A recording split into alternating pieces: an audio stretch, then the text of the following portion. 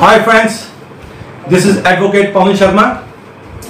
आज मैं आपकी मुलाकात राशि हेमराज अग्रवाल जी के साथ करवा रहा हूं, जो कि वार्ड नंबर 81 से लुधियाना म्युनिसिपल कॉरपोरेशन से कांग्रेस पार्टी की तरफ से काउंसलर हैं। एक छोटी सी मुलाकात। हाँ जी राशि जी, अपने कुछ दर्शकों से कुछ बातचीत। नमस्कार। सबसे पहले अपने भारत के सभी वासियों को बधाई देना चाहती हूँ कि कांग्रेस पार्टी के अथक प्रयास के फलस्वरूप हम कर्नाटक में लोकतंत्र की रक्षा कर पाए।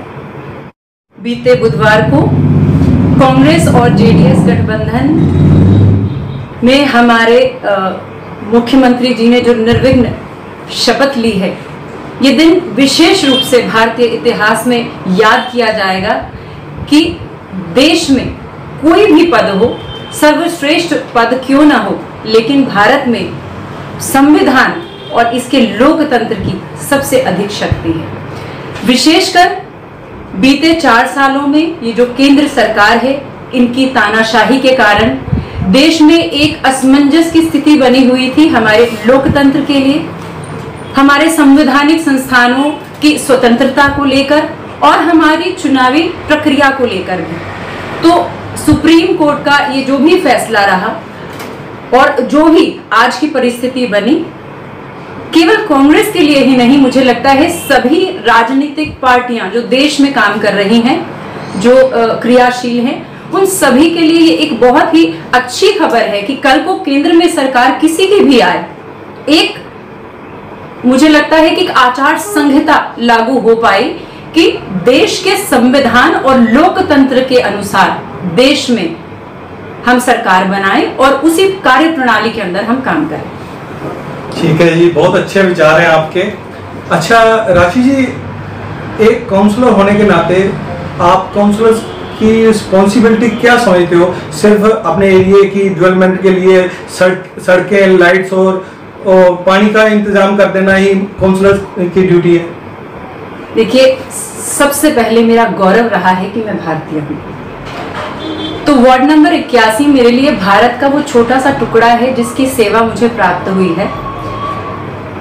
मेरा जो संबंध रहा है बाबू हेमराज जी, जो इस बार कैप्टन सरकार की जो 50% महिलाओं को इस बार निगम चुनावों में ये जो 50% मिला, उसके तहत मेरा राजनीति में इस बार आगमन हुआ।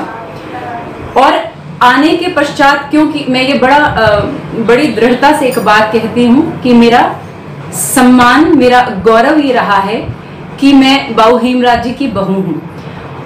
और वार्ड में विचरने के पश्चात जितना भी मेरा इलेक्शन कैंपेनिंग रहा, लोगों का अद्भुत प्यार, उनका स्वीकार, ये मेरे भीतर मेरे वार्ड वासियों के साथ इतना मेरा भावुक रिश्ता और संवेदनशील रिश्ता मेरा बना कि मुझे लगता है कि अगर कोई भी, खासकर वृद्ध महिलाएं, बच्चे किसी तकलीफ को लेकर मेरे पास आती हैं, तो मेरे हृदय में होता है कि काश मेरे हाथ में कोई जुदाई छड़ी होती और मैं एक क्षण में इनकी सारी तकलीफों का निवारण कर देती। लेकिन इसके साथ ही जब आप एक साधारण नागरिक होते हैं और एक नागरिक से होके आप एक जनप्रतिनिधि बनकर जब आते हैं, तो आपको पता लगता है कि कोई भी क्रिया, कोई भी कार्य सरकारी खासकर किसी एक व्यक्ति के हाथ में नहीं होते, ये पूरी टीम है। और भले ही मैं इस क्षेत्र में नव आगंतुक हूँ, लेकिन मेरे सिर पर एक मैं टीम आशु, ये मेरा गौरव रहा है कि मैं भारत भूषण आशु जी के टीम का हिस्सा हूँ। उनके द्वारा मेरा चुनाव न केवल मेरे लिए एक गौरव की बात है, बल्कि मैं इस बात से, मेरा दायित्व मेरे भीतर अंतस्थ में एक भिन्न दायित्व मेरे भीतर एक उमड़ता है। बाबू हेमराज जी की बहू और एक श्री भारत भूषण आशु जी का चुनाव, ये समाज में मेरे किसी कृत्य या मेरे पद विशेष से संबंधित जो भी मेरी जिम्मेदारियां हैं, मैं उसमें किसी तरह से मैं चूक न करूं और उंगली इन जैसे दिग्गजों पे ना आए कि ये किस तरह का चुनाव, ये कांग्रेस पार्टी के अंदर ये किस तरह का चुनाव हुआ। तो ये मैं पूरी जिम्मेदारी से अपने वार्ड के लिए, मेरा वार्ड मेरे लिए मेरे लिए बड़ा एक भावुक मैं हो जाती हूँ मेरे वार्ड के लिए।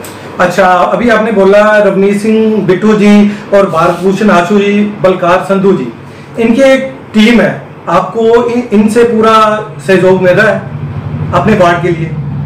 मैं यहाँ ये बात मैं यहाँ बताना चाहूँगी कि चाहे कर्नाटक भी है, हम कर्नाटक में हम विजय क्यों हो पाए, मैं विशेष धन्यवादी हूँ और बधाई देती हूँ वहाँ के सभी विधायकों को कि एकता में ही बल है। और मैं बड़ी ही अपने आप को इस चीज़ के लिए खुशनसीब समझती हूँ कि मैंने यहाँ पदार्पण किया इस क्षेत्र विशेष में, मुझे ऐसे दिग्गज नेताओं के अंदर मैंने राजनीति का, समाज सेवा का मैंने शिक्षा ली, जहां विनम्रता का एक स्तर देखा। साधारणतया आप जब एक आम नागरिक होते हैं तो आप यही सुनते हैं कि एक बार नेता हो गए और नेता होके वे जन समुदाय से, जन समाज से भिन्न हो जाते हैं।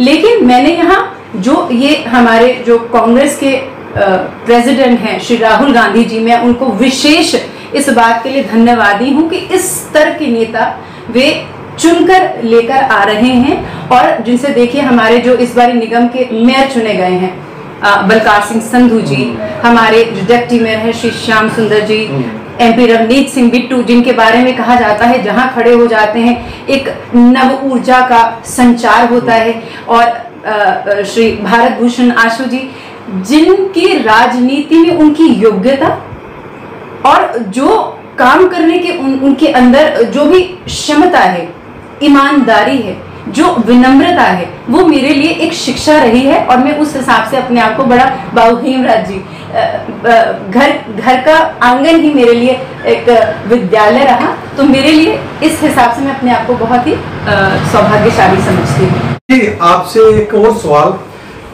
ये वार्ड नंबर 81 के काउंसलर बनने से पहले वार्ड की क्या कंडीशन थी, और काउंसलर बनने के बाद आपने इस वार्ड की डेवलपमेंट के लिए क्या किया है अभी तक?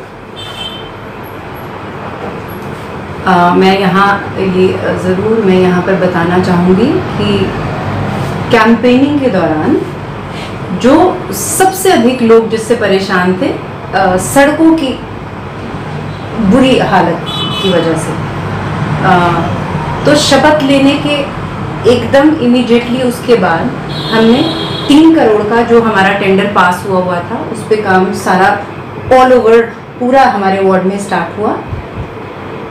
और अभी रिसेंटली मैं बताना चाहूँगी कि 4 करोड़ का टेंडर पास हुआ है, जो और अभी बीते कुछ दिन पहले ही हमारे कैबिनेट मिनिस्टर ने, भारत भूषण आशु जी ने, ये जो नाले के साथ साथ जो सड़क जाती है उसका उद्घाटन किया। और हमें जो उनसे खास निर्देश जो उनसे प्राप्त हुए कि हमने क्वालिटी का ध्यान रखना है, जो कि जैसे पिछली सरकार जो हमारी अकाली बीजेपी सरकार थी, सिर्फ एक वोटों की उनकी इच्छा के तहत उन्होंने सड़कें भी बनवाई, जो भी काम किए, जो बहुत जल्दी क्वालिटी वाइज वो इतना उन्होंने ध्यान नहीं दिया, बड़ी जल्दी टूट भी गए। ठीक है।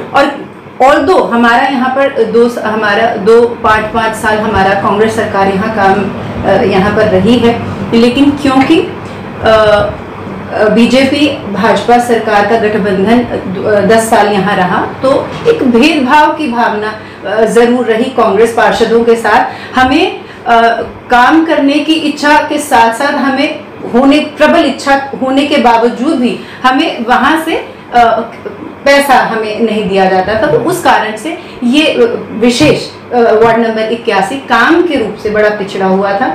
तो LED लाइट्स जो कि हेवल्स की मुझे बताया गया कि जो नंबर 1 क्वालिटी इस टाइम प्रेजेंटली गुडविल रखती है, सारी LEDs बदली जाएंगी।